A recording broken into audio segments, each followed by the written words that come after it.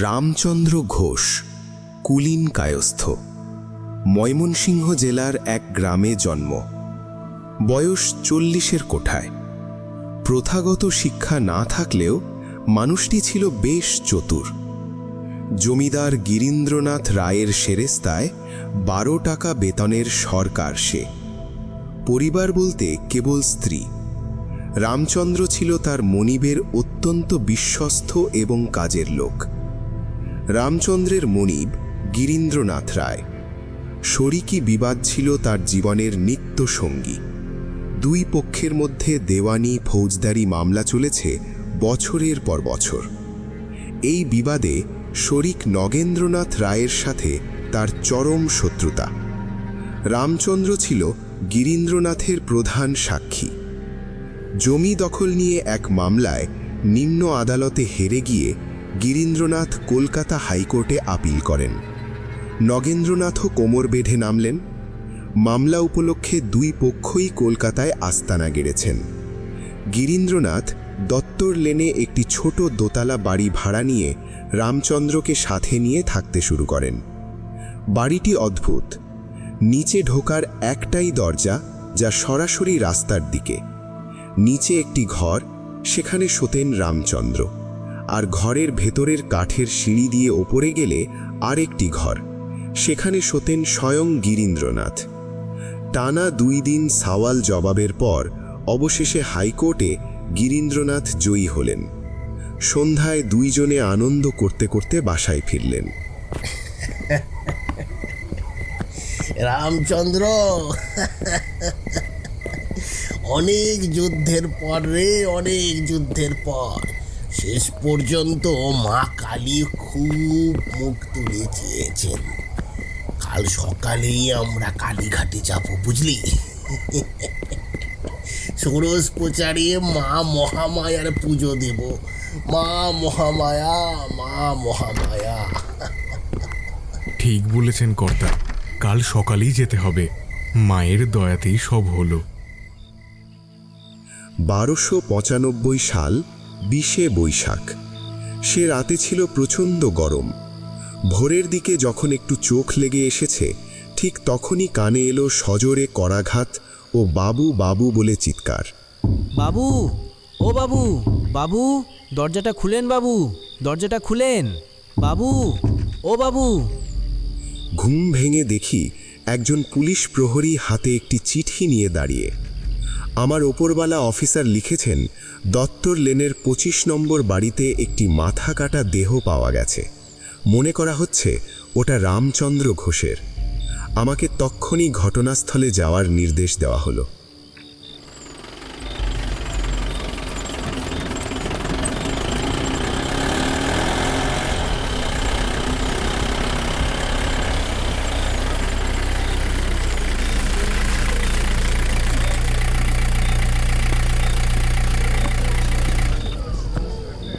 ঘটনাস্থলে পৌঁছে দেখি লোকে লোকারণ্য। আপনারা সরেন। ভিড় ঠেলে ভেতরে ঢুকলাম। নিচের ঘরে পা রাখাই দায়। সারা মেঝেতে রক্তস্রোত বইছে। একটা মোটা কাপড়ে ঢাকা রয়েছে দেহটি। পাশে একজন কনস্টেবল পাহারায় ছিল। ওই চাদরের একদিকটা ধরে আস্তে করে তোলো তো। কাপড় সরাতেই শিউরে উঠলাম। একটি মুন্ডহীন নগ্ন দেহ। সারা ঘর তন্ন তন্ন করে খুঁজলাম, কিন্তু সেই কাটা মাথাটা কোথাও পাওয়া গেল না। পাশে পড়েছিল একটি রক্ত মাখা খোঁজালি। রামচন্দ্রের পরনের কাপড়, চাদর আর ঘরের 7 টাকা কয়েকানা উধাও। অথচ আসবাবপত্র সব ঠিকঠাক। রাস্তার দিকের জানালার একটি কাঠের গড়াদ শুধু ভাঙা। লাশটি উপুড় হয়েছিল। উল্টানোর পর দেখা গেল পেটে গভীর আঘাতের চিহ্ন। গিরীন্দ্রনাথ সেখানে দাঁড়িয়ে এক দৃষ্টিতে লাশের দিকে তাকিয়ে বিড়বিড় করছিলেন।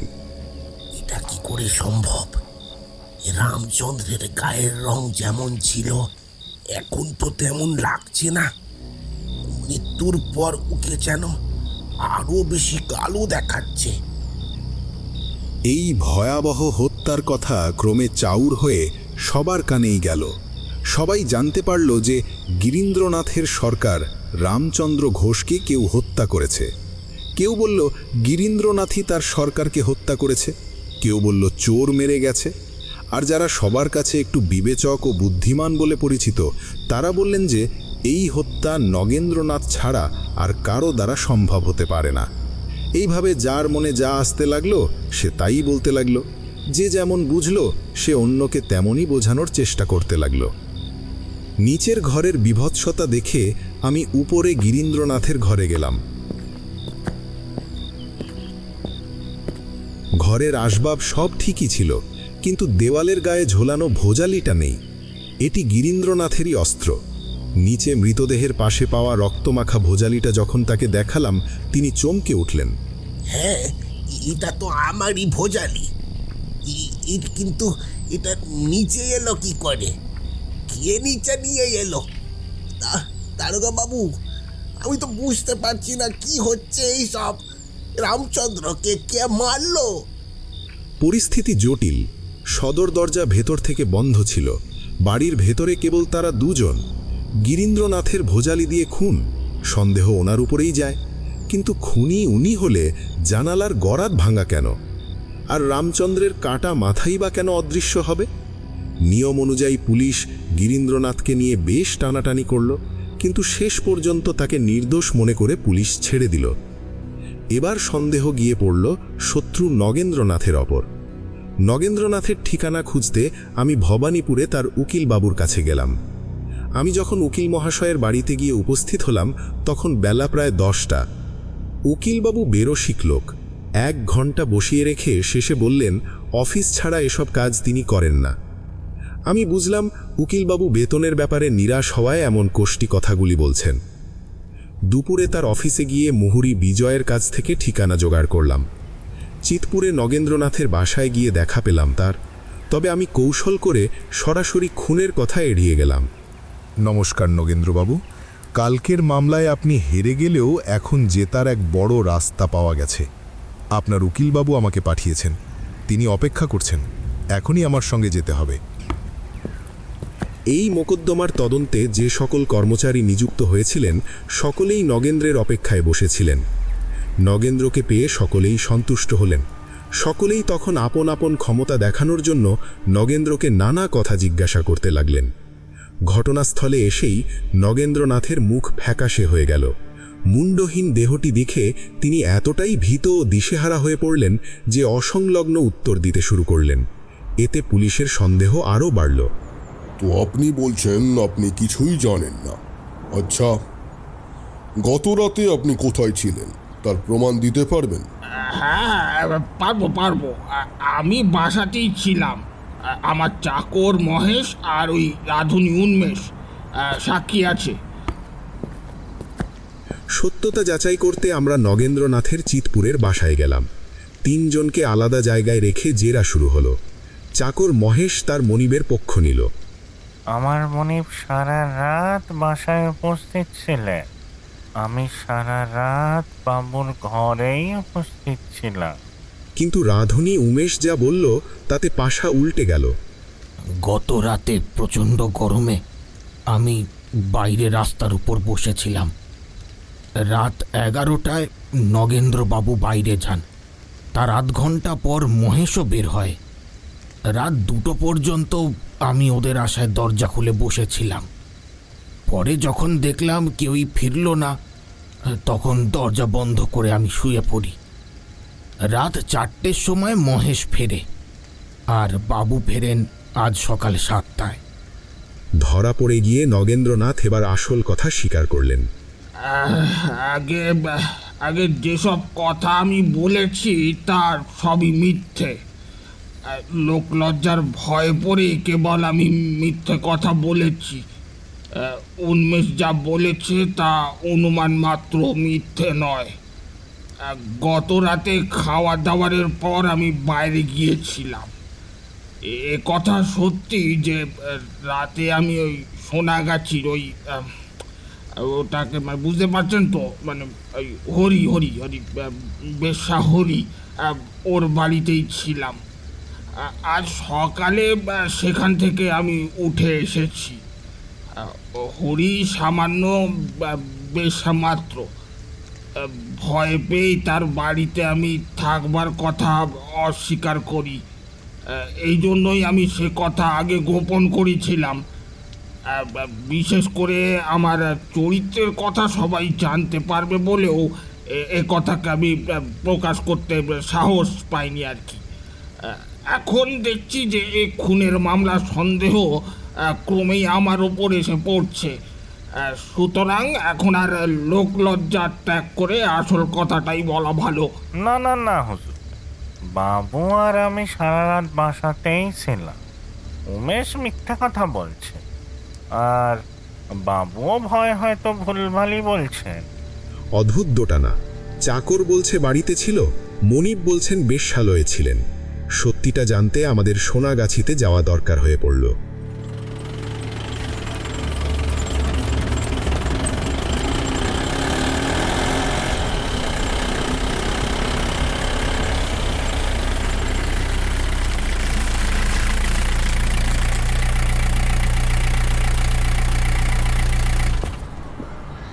সোনাগাছির দুর্গাচরণ মিত্র স্ট্রিটের একটি বাড়িতে আমরা নগেন্দ্রনাথকে নিয়ে গেলাম।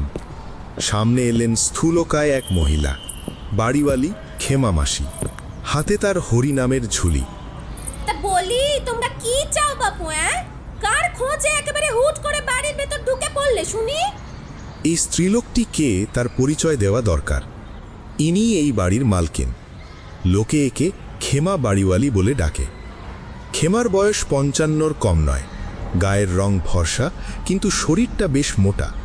এতটাই স্থূল যে ওনার উঠতে বসতে বা চলতে কষ্ট হয়। চুলগুলো আলগা করে ছেড়ে রাখা, কিন্তু অদ্ভুত রং। চুলে কলপ দিয়েছেন ঠিকই, কিন্তু ভালো ধরেনি বলে সাদা কালোর এক জগা খিচুড়ি অবস্থা।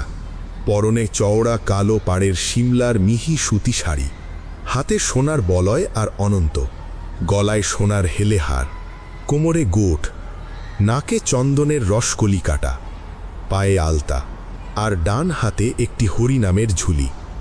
কি হলো, কথা বলছো না যে? কার খোঁজে এখানে এসেছো শুনি?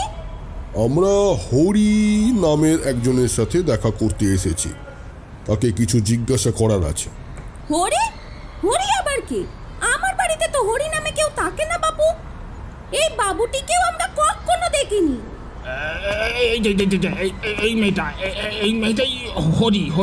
হ্যাঁ, এর ঘরেই আমি কাল রাতে ছিলাম আর কি। কি ড্যাকরা বলে কি? ওরে চোর, তোর লজ্জা নেই? মিছিমিছি আমার নাম করছিস? একে কিন্তু আমি জন্মেও দেখিনি। যত সব একেবারে। এ কিন্তু আমার ঘরে কখনো আসেও নি। তবে যে বললে হরি নামে কেউ নেই, এই তো সে দাঁড়িয়ে। ও মা, ওর নাম বুঝি হরি? ওর নাম তো হরিমতি। শুধু হরি বললে আমি আর কি করে বুঝবো বাপু? হরি আর খেমার চালাকি ধরা কঠিন। নগেন্দ্রনাথ আর তার চাকর মহেশকে পুলিশ হেফাজতে নেওয়া হলো। চারদিকে অন্ধকার ঘনিয়ে আসছে, ঠিক যেন এই মামলার অমীমাংসিত রহস্য। পুলিশের এক একজন এক একভাবে তদন্ত শুরু করল। আমার ওপরেও আদেশ হলো যেন এই মামলার কিনারা করি। রাত 8টার সময় ছদ্মবেশে আবার হানা দিলাম সেই খেমা বাড়িওয়ালির আস্তানায়। হরি যে ঘরে থাকে তার পাশের ঘরে গিয়ে বসলাম। বারান্দায় তখন বাড়িওয়ালি আর অন্য ভাড়াটেরা মিলে সকালের পুলিশি হাঙ্গামা নিয়ে আলোচনা করছিল। আড়ি পেতে যা শুনলাম তাতেই আসল সত্য পরিষ্কার হয়ে গেল। ভাগ্যিস বাবুটা সকালে চলে গিয়েছিল। পুলিশ যদি ওকে এখানে পেত, তবে আমাদেরকে নিয়ে কি ড্যানা হাজরায় না করতো বল? কিন্তু ভাই, লোকটা যখন সারা রাত এখানেই ছিল, তাহলে সত্যিটা বললেই হতো। তুই তো খুব ভালো মানুষ রে। তা সত্যি বলে কি ওর মতো হাতে দড়ি পড়বো নাকি? তার মানে নগেন্দ্রনাথ সত্যি বলছেন।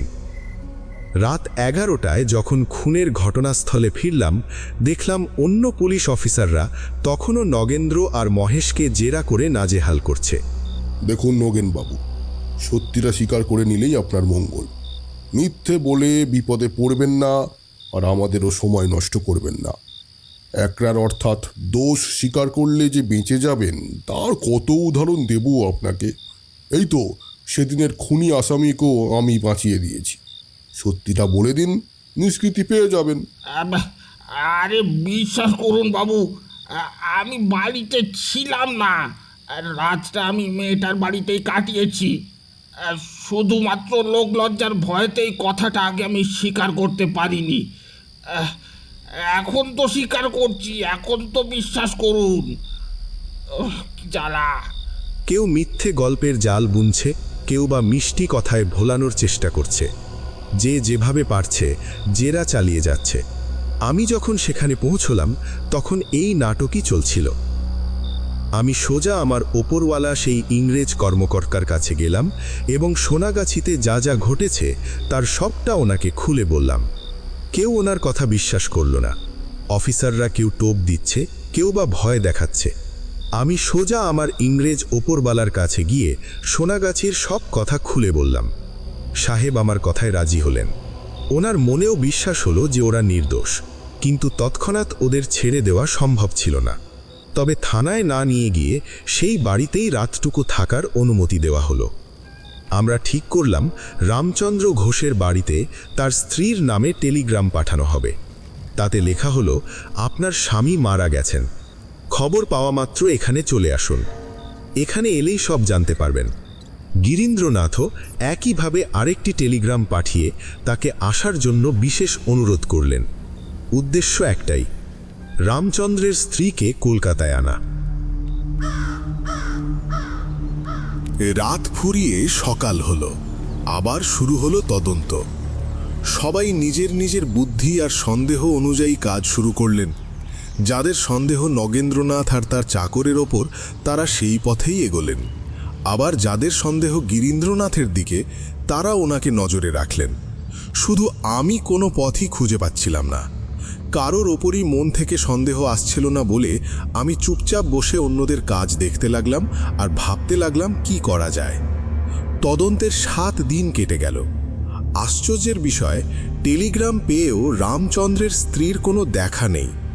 এক হিন্দু নারী স্বামীর মৃত্যু সংবাদ পেয়েও কেন চুপ করে ঘরে বসে থাকবে? রহস্য উদ্ঘাটনে আমি ময়মনসিংহের উদ্দেশ্যে রওনা হলাম।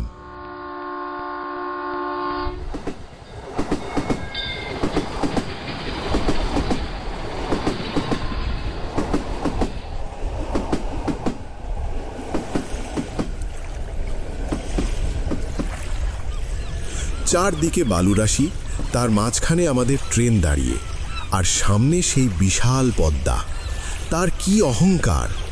বড় বড় নৌকো আর স্টিমারকে তুচ্ছ জ্ঞান করে ঢেউ তুলে সে নেচে নেচে সাগরের দিকে ছুটে চলেছে। কয়েকটা স্টিমার দাঁড়িয়ে থেকে মাঝে মাঝে তীক্ষ্ণ শব্দে যাত্রীদের সতর্ক করে দিচ্ছে।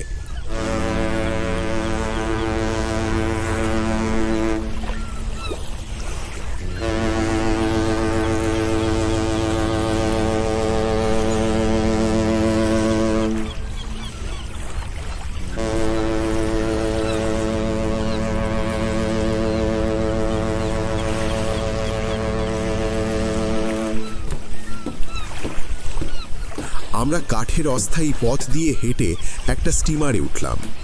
অনেক যাত্রী আর মালপত্রের সাথে সরকারি ডাকও উঠল সেখানে। সকাল 7টায় স্টিমারটা একটা লম্বা ভোঁ দিয়ে ঢাকার দিকে রওনা হলো।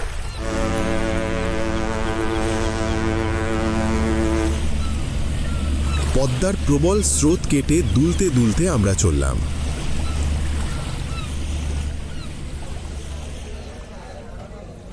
সন্ধ্যায় ঢাকা পৌঁছলাম। এর আগে কখনো ঢাকা দেখিনি। স্টিমারে আসার সময় কলকাতার এক কাপড় ব্যবসায়ীর সাথে আলাপ হয়েছিল। তিনি আমার বন্ধু হয়ে গেলেন। তিনি খুব যত্ন করে আমাকে তার বাসায় নিয়ে গেলেন। ঢাকায় আমার চেনা কেউ ছিল না। ওনার সাথে দেখা না হলে খুব বিপদে পড়তাম। বাসায় পৌঁছেই বন্ধু চাকরদের জলখাবার আর বামুন ঠাকুরকে রান্নার আয়োজন করতে বললেন। সারাদিন পর জলখাবারটা কিন্তু রাজকীয় হলো। ঢাকার বিখ্যাত পাতখিরা আর সব ভালো ভালো খাবার। এরপর রাতে যখন বাবুর সাথে খেতে বসলাম, আয়োজন দেখে খুব খুশি হয়েছিলাম, কিন্তু এক গ্রাস মুখে দিতেই উফ, ওরে বাবা, এ কি জল, জল দিন, মরে গেলাম। আপনারা আমাকে বিশ্বনিন্দুক বলতে পারেন, কিন্তু সত্যি কথা বলতে কি, ঝালের চোটে আমার চোখ দিয়ে দর দর করে জল পড়তে লাগলো, মাথা ঘুরতে শুরু করলো, মুখ দিয়ে লালা ঝরতে লাগলো। খাওয়া ছেড়ে আমি উঠে দাঁড়ালাম। বন্ধু তো লজ্জিত হয়ে বামুন ঠাকুরকে গালমন্দ করতে শুরু করলেন। সেদিনের মতো খাওয়া ওই পর্যন্তই রইল। পরদিন ভোরে উঠে শহর দেখতে বেরোলাম। বাজার, নবাববাড়ি আর দর্শনীয় সব জায়গা দেখে বন্ধুর বাসায় ফিরলাম। এবার আর ঝালের বাড়াবাড়ি ছিল না, তাই পেট ভরে খেয়ে ঢাকার স্টেশনে গেলাম। টিকিট কেটে ট্রেনে উঠে বসলাম ময়মনসিংহের উদ্দেশ্যে।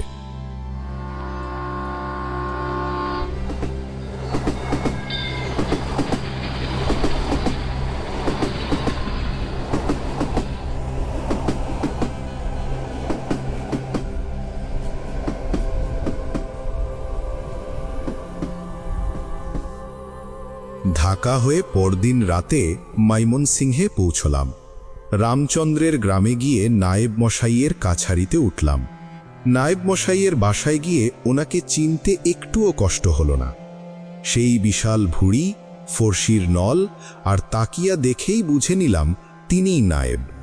চিঠি পড়ে তিনি আমাকে খুব খাতির করলেন। কাছারি ঘরেই আমার থাকার ব্যবস্থা হলো। 2-3 দিন এভাবেই কেটে গেল। একদিন সন্ধ্যায় রামচন্দ্রের বাড়ি গেলাম। দেখলাম তার স্ত্রী কাজকর্মে ব্যস্ত, কিন্তু আশ্চর্যের বিষয়, তার মধ্যে শোক বা কষ্টের কোনো চিহ্ন নেই। উল্টো আমাকে দেখে সেই জেরা শুরু করলো। আপনি কে গা? কোথা থেকে এসেছেন আপনি? কি দরকার এখানে আপনার শুনি? শুনলাম রামচন্দ্র কলকাতায় গেছে, তাই খোঁজ নিতে এলাম সে ফিরেছে কিনা। ওর সাথে একটু দরকার ছিল। আমি কিছু জানি না। এইটুকু বলেই সে ভেতরে চলে গেল। সন্দেহ এবার পাথরের মতো শক্ত হলো। সন্ধ্যায় নায়েব মশাইকে সব খুলে বললাম। নগেন্দ্রনাথের বিপদ, আমার আসল পরিচয় আর আমার উদ্দেশ্য সব শুনে তিনি অবাক হলেন এবং সাহায্য করতে রাজি হলেন। আমাদের প্রথম কাজ হলো সেই টেলিগ্রাম পিয়নকে খুঁজে বের করা। সে বলল টেলিগ্রাম দুটো রামচন্দ্রের স্ত্রী তাকে দিয়েই পড়িয়ে নিয়েছিল, আর আশ্চর্যভাবে তার চোখে এক ফোঁটা জলও ছিল না। দ্বিতীয় কাজ ছিল ডাক পিয়নকে জেরা করা। তাকে ধরতেই সে এক অদ্ভুত তথ্য দিল। বাবু, গত 10-15 দিনে আমি 2টো চিঠি দিয়েছি রামচন্দ্রের স্ত্রীকে। শেষ চিঠিটা বেনারস থেকে এসেছিল। চিঠির উপর লেখা ছিল, মালিক এই চিঠি গোপালচন্দ্র বসু ছাড়া আর কাউকে দিয়ে পড়াবে না। এবার আমাদের লক্ষ্য গোপালচন্দ্র বসু। সে রামচন্দ্রের মামা, তাই সহজে মুখ খুলবে না। নায়েব মশাই তখন এক জমিদারি চাল চাললেন। গোপালের 2 বছরের খাজনা বাকি ছিল। সেই অছিলায় তাকে ধরে এনে কাছারি ঘরে আটকে রাখা হলো। সন্ধ্যায় নায়েব মশাই তাকে ডেকে পাঠালেন। দেখো গোপাল, সারাদিন তো তুমি কয়েদ রইলে, খাজনা তো জোগাড় হলো না। তবে তুমি যদি আমাকে একটা সত্যি সত্যি কথা বলো, তাহলে আমি তোমাকে আরও 15টা দিন সময় দিতে পারি। কি বলতে হবে বলুন হুজুর, আমি মিথ্যে বলবো না। রামচন্দ্রের স্ত্রীর কাছে যে চিঠিটা এসেছিল তাতে কি লেখা ছিল, আর কেই বা লিখেছিল সেই চিঠি? গোপাল কিছুক্ষণ চুপ করে থেকে সব কথা খুলে বলল। গোপালের কথা শুনে আমার বুকটা খুশিতে ভরে উঠল। বুঝলাম অন্য পুলিশেরা যখন ভুল পথে ঘুরছে, আমি তখন আসল সত্যের গোড়ায় পৌঁছে গেছি। এবার আর ছদ্মবেশ নয়, পুলিশি পোশাকে দলবল নিয়ে রামচন্দ্রের বাড়ি চড়াও হলাম। এবার সত্যিটা বলো, ওই চিঠিগুলো কোথায়? পিয়ন আর গোপাল সব কবুল করেছে। আমি কোনো চিঠির কথা জানি নে। আপনারা যা খুশি তাই করতে পারে। কোনো উপায় না দেখে ঘর তল্লাশি শুরু করলাম। ঘর তল্লাশি করে একটা বাক্সের ভেতর থেকে 2টো চিঠি আর টেলিগ্রাম উদ্ধার করলাম। আমার উদ্দেশ্য সফল। পরদিন ভোরেই নায়েব মশাই, গোপাল আর রামচন্দ্রের স্ত্রীকে নিয়ে আমি কলকাতার উদ্দেশ্যে রওনা হলাম। এই চিঠির ভেতরেই লুকিয়ে আছে সেই ভয়ঙ্কর রহস্যের চাবিকাঠি। বিবেকানন্দ যখন ফিরে আসেন 1897 সালে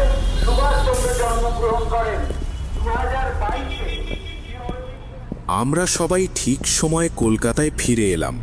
এসেই সাহেবের সাথে দেখা করে ময়মনসিংহের সব ঘটনা খুলে বললাম এবং উদ্ধার করা চিঠি দুটো ওনার হাতে দিলাম। চিঠি দুটো বাংলায় লেখা। সাহেব বাংলা পড়তে জানেন না, তবে কেউ পড়ে শোনালে তিনি সেটা বুঝতে পারেন। তিনি চিঠি দুটো আমার হাতে ফেরত দিলেন। Mister investigator, let me here what is written here. এই চিঠি দুটো পড়ে শোনাও। আমি একে একে চিঠি দুটো পড়তে শুরু করলাম। প্রথম চিঠিতে যা লেখা ছিল তা শুনে আমরা সবাই চমকে উঠলাম। বিশেষ কারণে আমি হঠাৎ কলকাতা থেকে চলে এসেছি। আপাতত কোথায় যাব তা ঠিক নেই। যেখানে থাকব পরে জানাবো। আমার চলে আসার খবর কেউ জানে না, এমনকি মনিব মশাইও না। কেন এমন করলাম ভগবান চাইলে কোনোদিন বলবো। আমার নামে অনেকে অনেক কথাই বলবে, খোঁজ নিতে তোমার কাছে যাবে, কিন্তু তুমি মুখ খোলো না, ভয় পেও না। আর এই চিঠি গোপাল মামা ছাড়া কাউকে দেখিও না। আমার চিঠিগুলো পড়ে নষ্ট করে ফেলো, আর এর অন্যথা হলে জানবে ভয়ানক বিপদ ঘটবে। এরপর থেকে চিঠিতে আমি নিজের নাম দেব না, নামের বদলে লিখব নবীনচন্দ্র দফাদার। তোমরাও ওই নামেই চিঠি লিখবে। ইতি আশীর্বাদিক শ্রীরামচন্দ্র ঘোষ। চিঠির নিচে গোপাল মামার জন্য আলাদা করে একটা পুনশ্চ দেওয়া ছিল। গোপাল মামা, আপনি সবটা জানলেন, কাউকে কিছু বলবেন না। বললে আমার বড় বিপদ হবে। আমি না ফেরা পর্যন্ত বাড়ির খরচা আপনিই দেবেন। আর কেন দেশত্যাগী হলাম তা এখনই লিখতে পারছি না। শুধু জানবেন, কোনো অলঙ্ঘনীয় কারণে আমি আশ্রয় ছেড়ে পথে পথে ঘুরছি। এরপর দ্বিতীয় চিঠিটা পড়লাম। ওটা ছিল আরও সংক্ষিপ্ত। আগের চিঠিতেই সব জেনেছ। এখন আমি কাশীধামে এসে পৌঁছেছি। শরীরে কোনো কষ্ট নেই, ভয় করো না। আর লোকজনের কথায় কান দিও না। ওখানকার সব খবর জানিও। 23 নম্বর বাঙালিটোলা, কাশীধাম। ইতি শ্রী নবীনচন্দ্র দফাদার। সাহেব মন দিয়ে সবটা শুনিলেন। ওনার কপালে চিন্তার ভাঁজ দেখা দিল। তিনি আমার দিকে তাকালেন। এর মানে রামচন্দ্র ঘোষ মরেনি। This is great. তুমি এখন এই কাশী রওনা হও এবং এই নবীনচন্দ্র দফাদারকে খুঁজে ফের করো। হি ইজ দ্য কি টু দিস মিস্ট্রি। সাহেব অন্য একজন কর্মীকে ডেকে গোপাল আর রামচন্দ্রের স্ত্রীকে ওনার জিম্মায় দিয়ে দিলেন। এদের কড়া পাহারায় আটকে রাখো। পরবর্তী হুকুম না পাওয়া পর্যন্ত এরা যেন কারো সাথে কথা না বলতে পারে বা কোনো চিঠি না পাঠাতে পারে। সাবধান। সাহেবের কাছ থেকে বিদায় নিয়ে বাসায় ফিরলাম। সারাদিন বিশ্রাম করে রাত 9টার মেল ট্রেনে চড়ে বসলাম পশ্চিমের পথে। সময় মতো বেনারস স্টেশনে পৌঁছলাম। তখন গঙ্গার উপর আজকের মতো সেই প্রকাণ্ড পুল ছিল না। রেলগাড়ি থেকে নেমে খেয়া নৌকায় চড়ে ভাগীরথী পার হলাম। ওপারে উঠে দেখি লাইন দিয়ে দাঁড়িয়ে আছে 10-15টা এক্কা। 6 আনা ভাড়ায় একটা ঠিক করে চালককে বললাম বাঙালি টোলা যেতে। চালক ঘোড়ার পিঠে কষিয়ে এক চাবুক মারতেই সেটা প্রাণপণে দৌড়াতে লাগলো।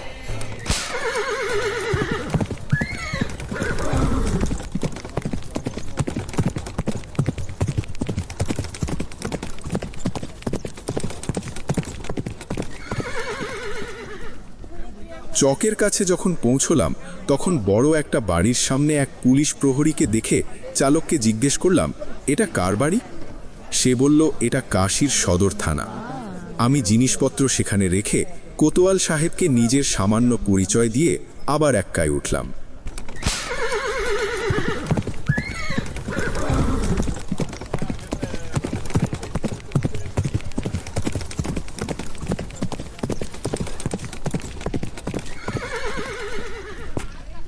বাঙালি টোলায় গিয়ে এক্কা থেকে নামলাম। এক্কা চালককে বিদায় দিয়ে আমি 23 নম্বর বাড়িটা খুঁজতে লাগলাম। বেশি দেরি হলো না। বাড়ির মালিক এক ভদ্রলোক। তাকে গিয়ে নবীনচন্দ্র দফাদারের কথা জিজ্ঞেস করতেই তিনি বললেন সে চাকরির খোঁজে এসে ওখানেই থাকছে। আমি নবীনকে ডেকে দিতে বললাম। আপনি কি নবীনবাবু? দেখুন, গোপালচন্দ্র বসু নামে এক ভদ্রলোক আর এক স্ত্রীলোক আপনার খোঁজে কাল থেকে এখানে এসে ঘুরে বেড়াচ্ছেন। বাসা খুঁজে না পেয়ে কাল ক্লান্ত হয়ে আমার আশ্রয়ে আছেন। আমি বাঙালি দেখে তারা আমার সাহায্য চাইলেন। আপনি যদি দেখা করতে চান তবে দয়া করে আমার সাথে একবার আসুন।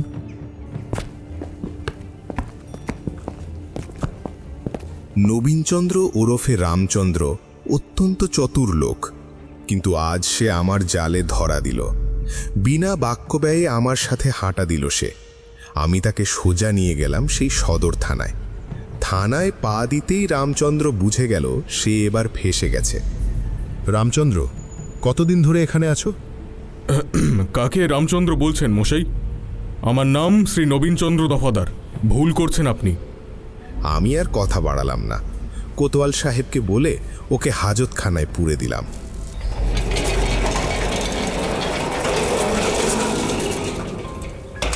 সারা রাত ওকে ওভাবেই রাখা হলো।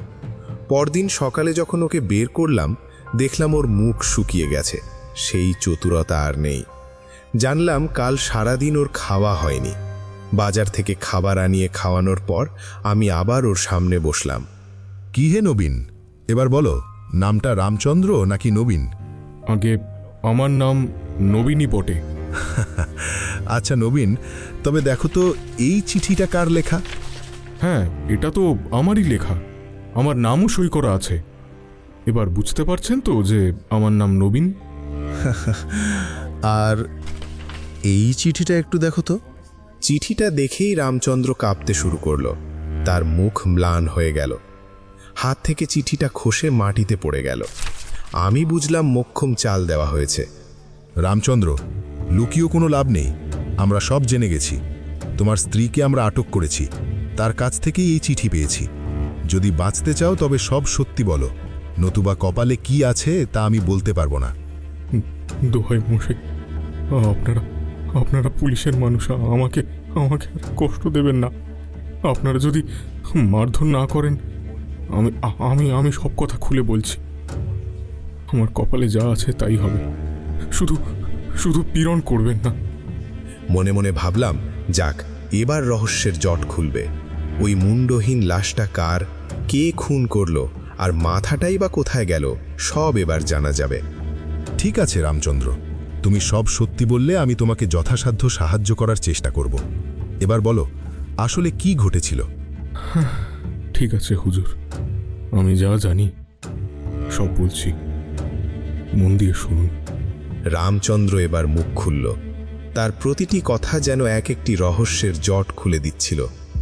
আগে হ্যাঁ মহাশয়, আমার নাম নবীনচন্দ্র দফাদার নয়, আমি রামচন্দ্র ঘোষ। ময়মনসিংহের গিরীন্দ্রনাথ বাবুর সরকার আমি। মামলা তদারকি করতে কলকাতায় এসে আমরা একটা বাড়ি ভাড়া নিয়েছিলাম। যেদিন আমরা মামলায় জিতলাম সেদিন রাতে মনিব উপরে আর আমি নিচের ঘরে শুতে যাই। রাত তখন আন্দাজ 10টা। হঠাৎ জানলার শিক ভেঙে একটা চোর ঘরে ঢুকল। ঘরের প্রদীপটা তখনও টিপটিপ করে জ্বলছে। আমি ধরপর করে উঠে বসলাম, চিৎকার করে জিজ্ঞাসা করলাম, এই কে তুমি? ও উত্তর দিল, তোর বাপ। রাগে আমার মাথা গরম হয়ে গেল। আমি ঝাঁপিয়ে পড়ে ওকে পেছন থেকে চাপটে ধরলাম। অমনি সে তার হাতের ধারালো অস্ত্র দিয়ে আমার বাম হাতে এক কোপ বসালো।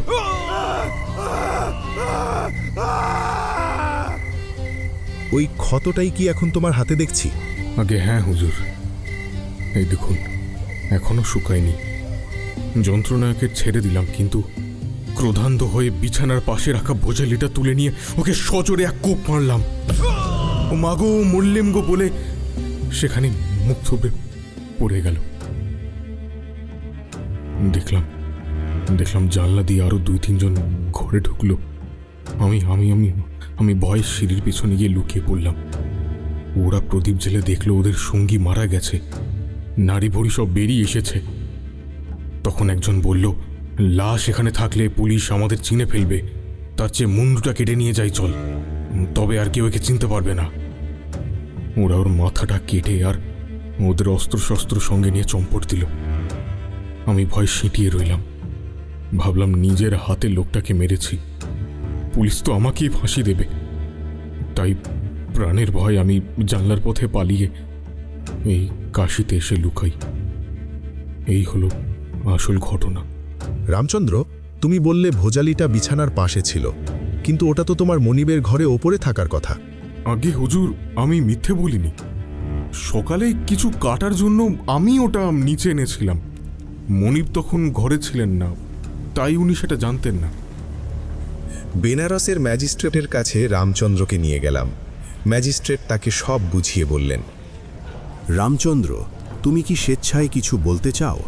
মনে রেখো, এখন তুমি যা বলবে তা তোমার জবানবন্দি হিসেবে নথিবদ্ধ করা হবে এবং পরে তোমার বিরুদ্ধেই প্রমাণ হিসেবে আদালতে ব্যবহার হতে পারে।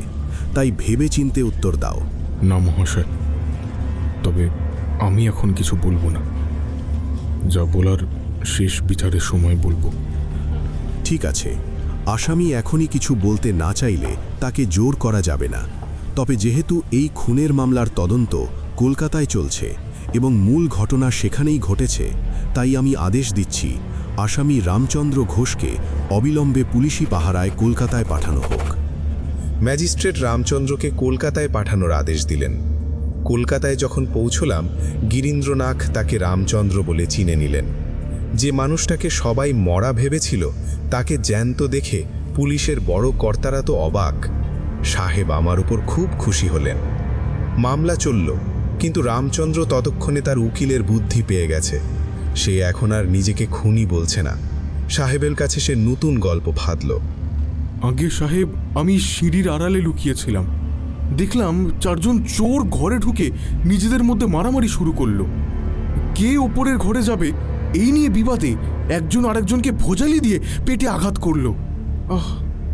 আর তারপর লোকটা মারা গেল, আর ওরা ওর মাথাটা কেটে নিয়ে পালিয়ে গেল। আর আমি সেই ভয় দেশ ছেড়েছিলাম সাহেব। পর্যাপ্ত প্রমাণ না থাকায় রামচন্দ্রকে শেষ পর্যন্ত ছেড়ে দিতে হলো। গিরীন্দ্র, নগেন্দ্র আর রামচন্দ্র সবাই কয়েকদিন পর ফিরে গেলেন ময়মনসিংহে। আমরা অনেক দিন ধরে সেই দস্যু দলের খোঁজ করলাম, কিন্তু কিছুই পাওয়া গেল না। সেই মুন্ডহীন দেহটা কার ছিল, সেই রহস্য আজও অধরাই রয়ে গেল।